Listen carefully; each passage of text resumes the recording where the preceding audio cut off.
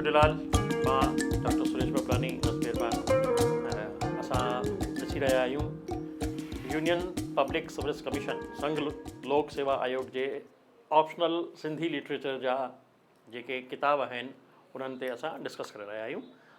असां बहितरीनु सिंधी नाटक ऐं काको कल्लूमल ते ॻाल्हाइण खां पहिरीं सिंधी नाटक जो इतिहास, हिंदी नाटक जो इतिहास, नाटक जा तत्व, नाटक जा जुज़ा इहे असीं ॾिसी चुका आहियूं पोयनि ॿिनि वीडियोज़ में। ऐं अॼु मां तव्हांखे ॿुधाए रहियो आहियां नाटकनि जा क़िस्म, कहिड़ा कहिड़ा नाटक कहिड़नि कहिड़नि क़िस्मनि जा थींदा आहिनि, संस्कृत में कहिड़ा आहिनि, हिंदीअ में कहिड़ा आहिनि ऐं असांजे सिंधीअ में कहिड़नि घणनि क़िस्मनि जा नाटक थियनि था पिया। पहिरीं शुरू था कयूं वापसि भरतमुनीअ खां, छो जो मां तव्हांखे पहिरीं बि ॿुधायो कि भरतमुनी जेको आहे उहो ई असांजे नाटक जो बेस आहे, उहो ई असांजे नाटक जी नींव आहे। उन जे ठाहियल सिद्धांतनि ते ई सिंधी नाटक बि बीठल आहे। त भरतमुनी जेको नाटक शास्त्र लिखियो आहे उन में हुन 10 क़िस्म ॿुधाया आहिनि नाटकनि जा, 10 तरीक़नि जा नाटक थींदा आहिनि। कहिड़ा कहिड़ा? पहिरियों नाटक, ॿियों प्रकरण, टियों समविकार, चौथों इहामृग, पंजों डिम, छहों व्यायोग, सतों अंक या अतस षष्टिकांक, अठों प्रहसन, प्रहसन जा वरी 2 प्रकार ॿुधाया अथई, शुद्ध ऐं ॿियो संकीर्ण, नाओं भाण, भाण यानी एक पात्रीय सोलो जीअं पंहिंजो काको कल्लूमल आहे, ऐं ॾहों वीथी। ही 10 क़िस्म जेको आहे असांजो भरतमुनी असांखे ॿुधाए थो पियो। हाणे हिकु हिकु ते असां डिस्कस था कयूं पिया त नाटक भरतमुनी कंहिंखे थो चए। नाटक जी वस्तु या कथा मशहूरु हुजे, यानी पुराण इतिहास या लोक कथा मां वरितल हुजे, ऐं नाटक मशहूरु हुजे, नाटक 5 खां 10 अंकनि जो हुजे, सभिनी रस ऐं भाव जी अदाकारी दुख सुख जी कमु कंदे उत्पत्ति थिए, उनखे भरतमुनी नाटक थो चए। यानी नाटक जेको घटि में घटि 5 खां 10 अंकनि जो हुजे ऐं को पौराणिक कथा मां वरितल हुजे, ऐं उहो ई जेको आहे नाटक कहलाईंदो। प्रकरण, जॾहिं नाटककार पंहिंजी कल्पना शक्तिअ सां अहिड़े रूप जी रचना करे जंहिंमें नायक जो क्लेवर बुनियादी यानी मौलिक या असली रहे ऐं उहो बणिजी पवे त उन खे प्रकरण चइबो। प्रकरण में बि घटि में घटि 5 ऐं वधि में वधि 10 अंक रखिया हुजनि। हाणे प्रकरण कंहिंखे थो चए? जॾहिं लेखक पंहिंजी टेबल ते वेह ऐं पंहिंजी कल्पना शक्तिअ मां को किरदारु क्रिएट करे, कल्पना ठाहे करे ऐं उनजो नायक क्रिएट करे, उन नायक जे बारे में सॼी कुझु लिखी वञे हली 5 खां 10 अंकनि में, त उहो आहे प्रकरण। माना पहिरें वारे नाटक में जेको आहे उहा पौराणिक कथा ईंदी या कंहिं हुन मां प्राण या जेको धार्मिक ग्रंथ आहे उन मां वरितल हुजे, उहो नाटक रहंदो। ऐं प्रकरण जेको कल्पना मां खलके। नाटक ऐं प्रकरण सां मिलंदड़ जुड़ंदड़ ई हिकु ॿियो क़िस्म भरतमुनी ॿुधायो आहे, जंहिंखे नाटिका चयो वियो आहे। नाटक बि आहे त नाटिका आहे। नाटिका में वरी छा आहे? उनईअ में नायक जे बदिरां नायिका जी अहमियत रखी वई आहे हली। प्रकरण में नायक अहम हूंदो ऐं नाटिका में नायिका अहम हूंदी। इनई नायिका जो संबंध ऐं कमु संगीत कला सां हूंदो आहे। इनईअ में स्त्री किरदार वधीक हूंदा आहिनि। यानी जेकॾहिं स्त्री किरदारनि खे खणी करे को नाटक खलकियो थो वञे त उनखे नाटिका चइबो। उन में संगीत जो बि जेको आहे मिश्रण हूंदो ऐं संगीत उन में वधीक हूंदो। सभु जेके किरदार हूंदा उहे वधीक महिलाउनि जा हूंदा। समविकार, टियों क़िस्म आहे समविकार। समविकार छा आहे? देवताउनि ऐं राक्षसनि जी कथा वस्तु मुख्य हूंदी आहे। नायक मशहूरु ऐं उदार हूंदे बि हिन में 3 तरहनि जा कपट, 3 तरहनि जो विद्रोह ऐं त्रिविध श्रृंगार, 12 नायक ऐं 18 नाड़िका जो वक़्तु यानी 7 कलाक ऐं 12 मिंट जेकॾहिं उन में लॻनि कंहिं हिकु नाटक में न 7 कलाक ऐं 12 मिंटनि जो हिकु नाटक जेको हुजे त उहो समविकार आहे। इन में हिकु नाड़ी यानी 37 मिंट, यानी जेका पाण 37 खां 40 मिंट एकांकी चवंदा आहियूं, उन्हनि खे वधाए करे जेको आहे 7 कलाक 12 मिंट जेकॾहिं रखियो वञे त उहो समविकार आहे। उन में कपट जा नमूना कहिड़ा हूंदा? कपट जा 3 नमूना ॿुधाइनि भरतमुनी। उहे कहिड़ा कहिड़ा? कंहिं बि शइ या कम सां ओचितो या देवता ऐं दुश्मन जे पारां ही माण्हुनि में ॾुख पैदा कंदो आहे। जीअं अॼुकल्ह पाण टीवीअ ते धार्मिक जेके सीरियल ॾिसूं था पिया त उहे हिन समविकार जी श्रेणीअ में अची था वञनि लॻी। विद्रोह 3 तरहनि जो थींदो आहे। जंग या सैलाब जे कारण, हवा ऐं आग जे प्रयोग या हाथीअ जे बिगड़ण कारण, दुश्मन पारां शहर खे घेरे वठण कारण। दुश्मन पारां जीअं शहर खे घेरे थो वठिजे त उहो घेरे वठण वारो कहिड़ो? जेको हींअर जीअं पंहिंजो रूस ऐं यूक्रेन जो युद्ध पियो हले त उन में जेको रूस जेको आहे कंहिं शहर खे घेरे थो वठे ऐं उन ते केरु लेखक लिखे त उहो अची वेंदो हली विद्रोह में, उहो अची वेंदो हली समविकार में। श्रृंगार बि 3 तरहनि जो थींदो आहे। धर्म श्रृंगार, अर्थ श्रृंगार ऐं काम श्रृंगार। ही टई बिल्कुलु अखर स्पष्ट आहिनि, हिन में मूंखे नथो लॻे त कुझु मूंखे हिन में सम्झाइणु घुरिजे। धर्म श्रृंगार, अर्थ श्रृंगार ऐं काम श्रृंगार। धर्म श्रृंगार मां चई सघां थो जीअं पंहिंजनि मंदरनि में मूर्तियुनि वग़ैरह जो श्रृंगार थींदो आहे, हुनमें जेको नायक धार्मिक प्रवृत्तिअ जो आहे उनजो श्रृंगार। अर्थ श्रृंगार कंहिं व्यापारी वग़ैरह जो जीअं श्रृंगार थींदो आहे। काम श्रृंगार जीअं वैश्या वग़ैरह जो श्रृंगार थींदो आहे। चौथों आहे इहा मिर्ग। नायक ऐं नायिका अलौकिक थींदा आहिनि। अलौकिक नायिका जे करे जंग थींदी आहे, विश्वास जोगी घटनाउनि ते ॿधल हूंदी आहे। इहा मिर्ग आहे। पंजो आहे ढिम। हिन जी कथा वस्तुअ में नायक मशहूरु हूंदा आहिनि। हिन में 6 रस ऐं 4 अंक थींदा आहिनि। श्रृंगार में हास्य रस खां अलावा बाक़ी सभु रस हिन में ॾेखारिया वेंदा आहिनि। माना हास्य रस हिन में जेको आहे डिम वारे में न ॾेखारियो वेंदो, बाक़ी जेके बि रस आहिनि, वीभत्स आहे, करुणा आहे, इहे सभु जेके रस आहिनि उहे हिन में ॾेखारिया वेंदा। 6 आहे व्यायोग। नायक मशहूरु ऐं राजऋषि थींदो आहे। हिन में युद्ध, मल्ल युद्ध, ललकार ऐं तकरार शामिलु हूंदी आहे। जीअं महाभारत जो आख़िरी हिसो खणूं जंहिंमें भीम ऐं दुर्योधन जी जेका थिए थी पई मल्ल युद्ध, उहा हिन में हूंदी आहे। 7 आहे अंक या अतसृष्टिकांक। हिन जी कथा वस्तु कॾहिं मशहूरु ऐं कॾहिं गैर शहूरियत वारी थींदी आहे। करुणा रस खां भरियल हुअण करे हिन में लड़ाई ऐं झगड़े जा दृश्य न हूंदा आहिनि। करुणा रस जे कारण स्त्रियुनि जा विलाप ऐं अर्ज़ु करण वारा डायलॉग वधीक हूंदा आहिनि। जीअं महाभारत जी द्रौपदी जो चीर हणणु ॾिसूं त उन में द्रौपदी जा जेके विलाप आहिनि उहे हिन में अची था वञनि, उहो अंक या अंतसृष्टिका। ऐं 8 आहे प्रहसन। प्रहसन बि जेको आहे 2 तरीक़नि जा ॿुधाइनि भरतमुनिअ। कहिड़ो कहिड़ो? शुद्ध प्रहसन, शुद्ध में कहिड़ो ईंदो? भॻवान खे मञण वारो साधु ऐं ब्राह्मणनि जा तंज सां भरियल डायलॉग ऐं साधारण मनुष्य जी ठठोली शामिलु कया वेंदा आहिनि। कथा वस्तु वहिंवारी ऐं हक़ीक़त निगारे वारी हूंदी आहे।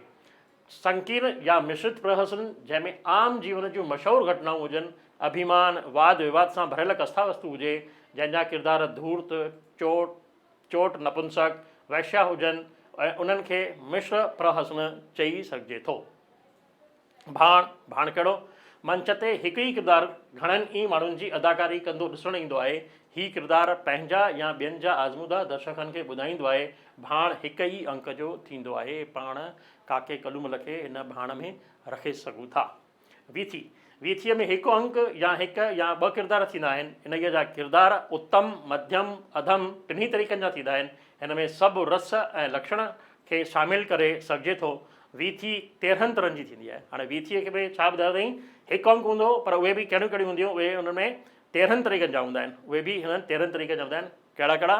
उद्घातक, जॾहिं कंहिं अणॼाण शइ खे चिटो या साफ़ु कयो वञे। अवलगत, जॾहिं कंहिं ॿी ॻाल्हि या कम खे मिलाए करे कंहिं टे कम जी सिधी कई वञे। अवलगत। चौथों, अवस्पंदित, जॾहिं को किरदारु बिना कंहिं सोच ऐं सम्झ जे शुभ या अशुभ माना वारी ॻाल्हि खे होशियारीअ सां चई वञे, उहो अवंगत।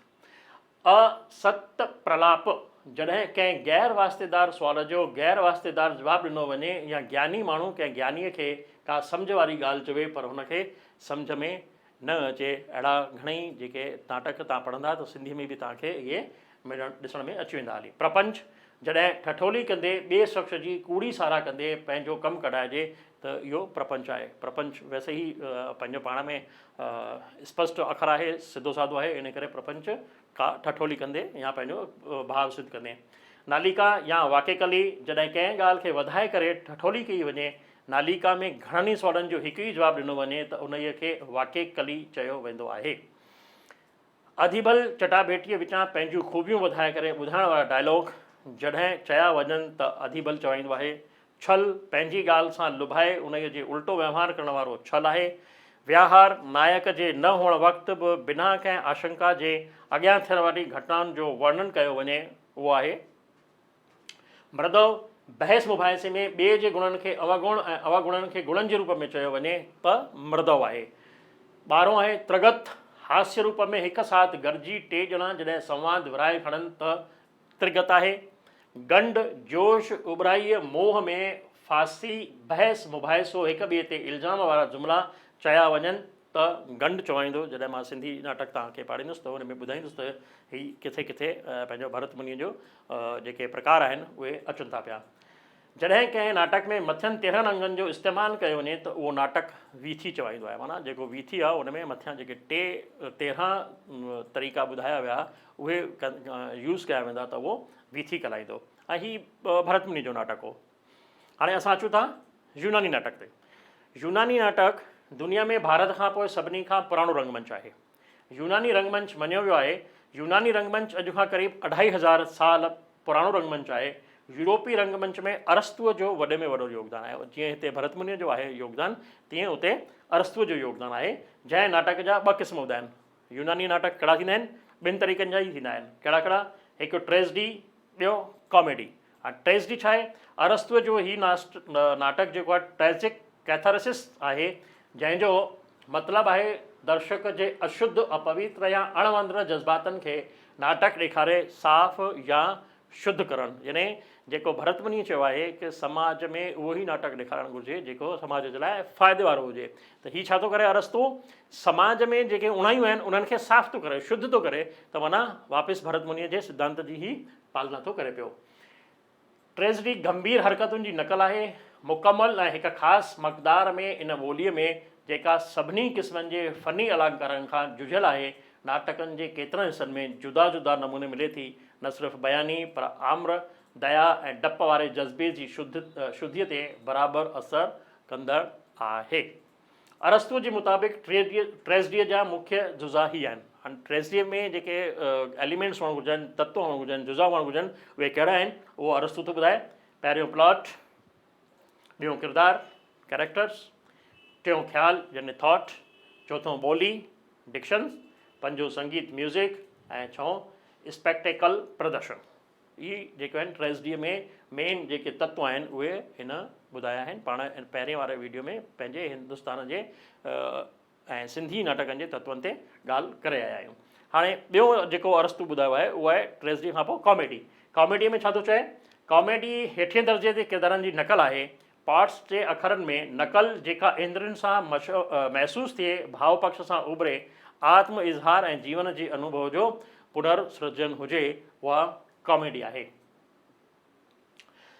यूनानी थी वियो वरी। हा, संस्कृत में भरतमुनि ॿुधायोसीं। हाणे अचूं था असीं मगरबी नाटक यानी यूरोप जा। यूनान खां पोइ यूरोप जा नाटक। इंग्लैंड जे नाटक ते यूनानी ऐं रोमन नाटकनि जो असरु शुरूआति में ॾिसण में अचे थो, पर 1594 में शेक्सपियर जे जनम खां पोइ अंग्रेज़ी नाटक पंहिंजी ओज ते रसी ॿियनि मुल्कनि ते जे नाटक ते पंहिंजो असरु छॾियो आहे। ॿियनि मुल्कनि जे नाटक ते इन करे छॾियो आहे कि छो जो इंग्लैंड जो जेको राज हो उहो ॾाढनि देशनि ते हो। उहा हिकु ब्रिटेन जी कॉलोनी ठही हुई हली, ऐं उते जेको आहे हीअ पहिरीं पंहिंजा वीचार ॾींदा हुआ। उहे वीचार जेके ॾींदा हुआ उहे साहित्य जे ज़रिए ॾींदा हुआ। ऐं साहित्य जी सभ खां वधीक सशक्त जेका शाख आहे उहा नाटक आहे। त नाटक ते तव्हां ॾिसंदा, सिंधी में बि ॾिसंदासीं त शेक्सपियर जा नाटक असां वटि वधीक उल्थो थी करे आया आहिनि। त शेक्सपियर जा जेके नाटक आहिनि उन्हनि जो असरु सभिनी देशनि में मिले थो पियो। त उहो जेको आहे उहे घणा क़िस्म थो ॿुधाए पियो। पहिरियों ट्रेजिडी, ॿियों कॉमेडी, टियों फार्स, चौथों मेलोड्रामा ऐं पंजों ड्रामे। यानी शेक्सपियर 5 नाटकनि जा तरीक़ा थो ॿुधाए। Tragedy, comedy, farce, melodrama, drama, इहे 5। हाणे ट्रेजिडी छा आहे? दर्शकनि खे ॾुख वारी ॻाल्हि खे मंच ते ॾिसी पंहिंजो ॾुख हल्को करे थो। इहो मनोवैज्ञानिक सच आहे। सिंधीअ में हिकु चवणी तव्हां ॿुधी हूंदी जेको चयो वेंदो आहे, अचो सूरनि वारियूं कयूं सूर प्रचार, किन घणा किन थोरा, नाहे का सूरनि खां धार। त उहा जेकॾहिं नाटक में का ॾुख वारी ॻाल्हि कबी त नेचुरली जेको दर्शक वेठो आहे उहो अखियुनि मां ॻोढ़ा त ॻाढ़ींदो ई ॻाढ़ींदो। नाटक में नायक ऐं नायिका जे ॾुख में ॾिसी दर्शक बि लुड़क लाड़े थो विहे, सुॾका भरे पंहिंजो पाण खे हल्को महसूसु करे थो। L.L. लिक्योस राइटर आहे, लिखे थो त ट्रेजिडी इंसानी वृत्तियुनि जो हिकु नतीजो आहे जेको अनुभव जी वरी पेश थियण महिल वापसि किरदारनि जो लिबास पाए कहाणी ॿुधाए थो। ऐं छाकाणि त अनुभव अक्सर गमनाक थिए थो, इन ई करे ट्रेजिडी हुनजो नकुल आहे। जेको बि एक्सपीरियंस थींदो आहे असांखे उहो ज़रूरी न आहे हिकु ख़ुशीअ वारो एक्सपीरियंस हुजे, हुन में ट्रेजिडी बि हूंदी आहे। त उन ट्रेजिडीअ जे करे ई जेको आहे नाटक में ॿुधाए थो त जेके अहसास आहिनि असांजा उहे असां जेॾीमहिल मंच ते पेश कयूं था त नेचुरली तव्हांजो बि कुझु अहसासु हूंदो, तव्हांखे बि लॻे थो कि हा बराबरि मुंहिंजो बि अनुभव अहिड़ो आहे, त तव्हां लुड़क लाड़े था वियो पिया। कॉमेडी। बकौल अरस्तू कॉमेडीअ में माण्हू जीअं आहे उन खां बदतर ॾेखारियलु हूंदो आहे। माना कॉमेडी में सुधर न ॾेखारियो हूंदो हुन खां बद खां बदतर हूंदो आहे। अहिड़ी कॉमेडी किरदारनि जी पेशकश हालत ऐं मज़ाक जे जज़्बे सां दर्शकनि खे हल्को करणु ऐं विंदराइणु या ख़ुदि करणु आहे। थियोडोर हेल्टन उन जे मुताबिक़ कॉमेडी किरदारनि जी पेशकश हालत ऐं मज़ाक जे जज़्बे सां रमज़ ज़रिए दर्शकनि खे हल्को करणु विंदराइणु या ख़ुशि करण जी मुराद हूंदी आहे। जीअं त ट्रेजिडी डप ऐं आत्मदया ज़रिए सामाजिक तौरु अशुद्ध या अपवित्र जज़्बात खे शुद्ध या साफ़ करे थी, तीअं कॉमेडी किन ख़ासि सामाजिक तौरु अशुद्ध या अपवित्र जज़्बात खे विंदराइण में खिलण जी मुराद रखे थी, जेका माण्हूअ खे अकुल जी सलामियत सां ॿधी रखे थी, पंहिंजी कमज़ोरीअ जो अहसासु कराए थी ऐं सुजाॻ रखे थी त असीं छा आहियूं, इन खां त असांखे छा थियणु घुरिजे या असां छा थियणु चाहियो थिए। त हिते वरी वापसि टोटल जेको अची वञे न हिंदुस्तान जी आध्यात्मिक सोच जेका भरत मुनीअ जो आहे सिद्धांत की नाटक ॿिज मां पैदा थी, जीअं वणु ॿिज मां पैदा थींदो आहे तीअं वरी वापसि ॿिज थिए थो, वणु थिए थो, वरी फल थिए थो, ऐं वरी ॿिज थिए थो ऐं पैदा थिए थो। त माण्हू जेको हिन दुनिया में आयो आहे छो आयो आहे, उनजो कारण छा आहे। माना हिते सॼो सॼो आध्यात्मिक थो ॿुधायो वञे हरी की माण्हू छा थियणु चाहे थो ऐं छा थी वियो आहे हली, उनखे उहो नाटक जेको आहे शुद्ध थो करे पियो। फार्स ड्रामा छा थींदो आहे। फार्स खिलाईंदड़ कॉमेडी जो बिगड़ल रूप आहे जंहिंमें घटि दर्जे वारी खिल हुजे ऐं गुफ़्तगू में वधाउ हुजे।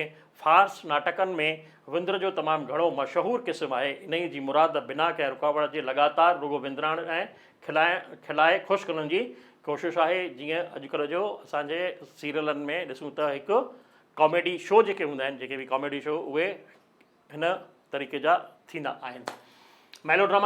मेलोड्रामा जो कंहिं साहित्यक पहिरियों सां को बि चाह कोन्हे। किरदारनि खे भड़काईंदड़ हरकतुनि सां घेरे हक़ीक़ी पृष्ठभूमीअ जे इस्तेमाल सां सच खे कूड़ में प्रोए ॾेखारणु रोज़मर्रा जी ज़िंदगीअ जी ॿोली ऐं पोशाक पाए पेश कयो वेंदो आहे।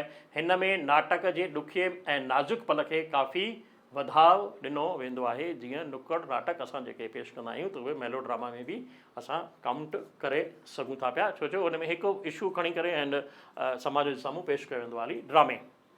अॼुकल्ह जे माण्हुनि खे संदन रवाज़ी हालतुनि अंदरि पेश कयल नाटक ड्रामो आहे।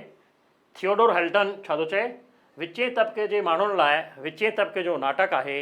हिन ड्रामा में घणनि ई क़िस्मनि जे लिखणनि ते जो हिकु ई महिल मरकब मिले थो। माना मिक्स करे कुझु ॻाल्हियूं जेको आहे पेश कयूं वञनि हली विचोले दर्जे जे माण्हुनि जे साम्हूं, त उहो हिकु ड्रामा आहे।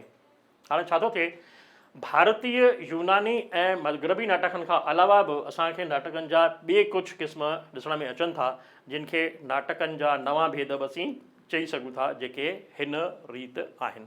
माना मग़रबी थी वई, यूनानी थी वई, भारतीय क़िस्म थी वई, पर उनखां अलावा बि कुझु नवां क़िस्म असांखे नाटकनि जा ॾिसण में अचनि था, नाटकनि जा असांखे मिलनि था पिया। कहिड़ा, तवारीख़ी, जेके विषय वस्तु जे लिहाज़ खां असां चऊं त उन में पहिरियों ईंदो तवारीख़ी यानी ऐतिहासिक, पहिरियों ऐतिहासिक, उन ऐतिहासिक में बि पौराणिक, जेको पुराण में खयल हुजे ऐं पुराणनि जूं घटनाऊं हुजनि ऐं उन्हनि जा किरदार हुजनि, उन्हनि जो रचियल नाटक हुजे।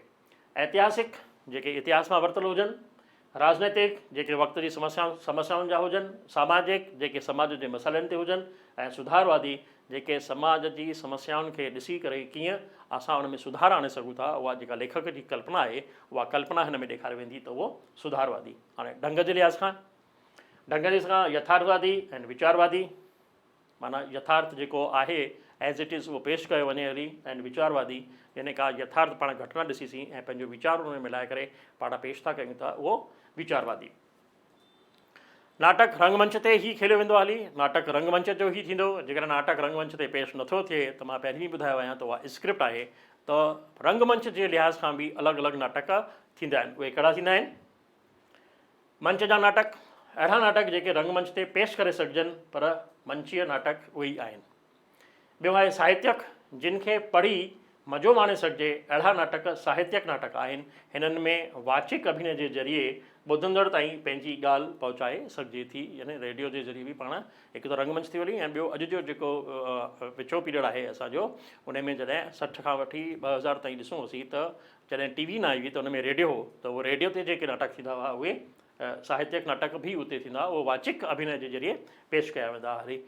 उन खां पोइ टीवीअ जो ज़मानो अची थो वञे, त जेके टीवी सीरियल अॼु हलनि था पिया उहे बि हिकु जेको आहे प्रकार नाटकनि जो थी सघे थो पियो। अॼु जी टेक्नोलॉजी जे नाटकनि खे आम माण्हुनि ताईं पहुचाइण में वॾो रोल अदा कयो आहे।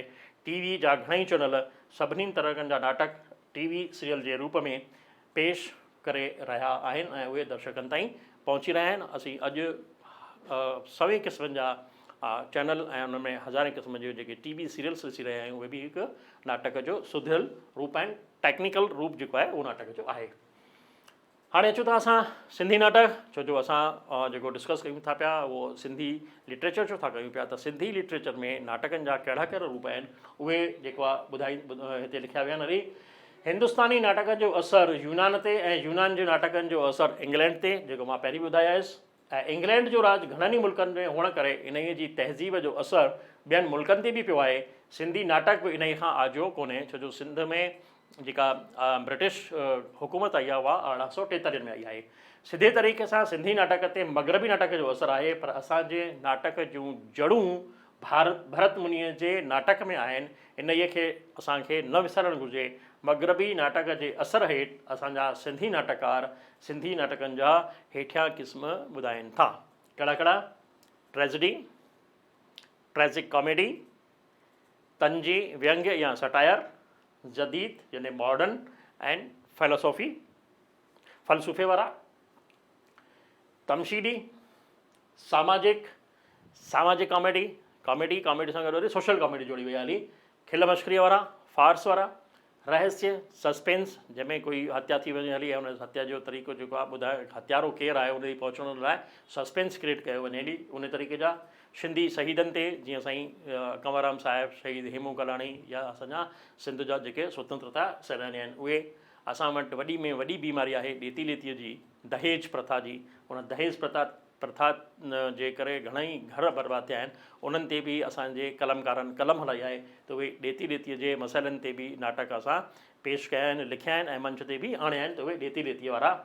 लोक कहाणियुनि ते असांजे शाह अब्दुल लतीफ़ पंहिंजूं जेके सूरमियूं 7 सूरमियूं अची विया आहिनि उहे 7 सूरमियूं 7 लोक कथाउनि ते ॿधल आहिनि। त उहे जेके लोक कथाऊं आहिनि उन्हनि लोक कथाउनि ते जेके नाटक लिखिया आहिनि उहे लोक कहाणियुनि जा नाटक ऐं सिंधी जातीअ जे मसइलनि ते। माना सिंधी समाज विरहाङे खां पोइ 1977 खां पोइ जॾहिं हिंदुस्तान में आयो, हिंदुस्तान में अलॻि अलॻि शहरनि में वञी करे रहियो, त उन्हनि खे कहिड़ा कहिड़ा मसइला दरपेश आया ऐं कीअं हुननि उन्हनि सां जदोजहद कई ऐं पंहिंजो पाण खे स्थापित कयो आहे, पंहिंजो पाण खे पुरुषार्थी चवायो आहे। त उहे कीअं कहिड़े तरीक़े जो हो उहो हिन में जेके मसइला अचनि था पिया उहे सिंधी जातीअ जे मसइलनि ते अहिड़ा बि नाटक असां वटि लिखिया विया आहिनि। कहाणी या नावलनि मां जुड़ियल। हर नाटक में कहाणी हूंदी आहे, पर हर कहाणी नाटक न हूंदी आहे। पर कुझु कहाणीकार अहिड़ा हूंदा आहिनि जिन जी कहाणी जी लेखनी हिकु नाटक जे मिसल रूप में हूंदी आहे। त उन खे जेके कुझु नाटककार हूंदा आहिनि उन्हनि खे खणी करे उन्हनि में नाटकनि में पेश कंदा आहिनि। जीअं असांजे डॉक्टर प्रेम प्रकाश ईश्वर चंद्र ॿियनि ईश्वर चंद्र खां अलावा बि कुझु ॿियनि लेखकनि जा नाटक खणी करे कृष्ण खटवाणीअ जो कहाणी खणी करे उन ते नाटक लिखिया आहिनि। त उहे कहाणियुनि मां जुड़ियल नाटक इहे असां वटि थींदा आहिनि या नावलनि मां बि असांखे मिलंदो आहे। नावल जे आधार ते बि जीअं फिल्मूं ठहंदियूं आहिनि तीअं नावल जे आधार ते असां वटि नाटक बि लिखियो वेंदो आहे। त हीउ हो असांजे अॼु जो नाटकनि जा क़िस्म। उन ते असांजो हीउ सॼो वीडियो। तव्हांखे हीउ वीडियो कीअं लॻो, तव्हां पंहिंजा वीचार असांखे लिखी मोकिलींदा त मां सम्झां थो त असीं इन खे अञा वधीक जेको तव्हां चाहियो था पिया उन सां असीं बहितर करे सघंदासीं। ॿियो हिकु अर्ज़ु कंदुसि, तव्हांखे जेकर हीउ वीडियो वणे थो तव्हां पंहिंजे दोस्तनि, दिलदारनि, मिटनि माइटनि, साहेड़ियुनि सभिनि खे मोकिलींदा ऐं हिन वीडियो जे ज़रिए सिंधी भाषा ऐं सिंधी साहित्य खे वाधारे में योगदान ॾींदा। इहो अर्ज़ु कंदे जय भारत, जय हिंद, जिए सिंध, जिए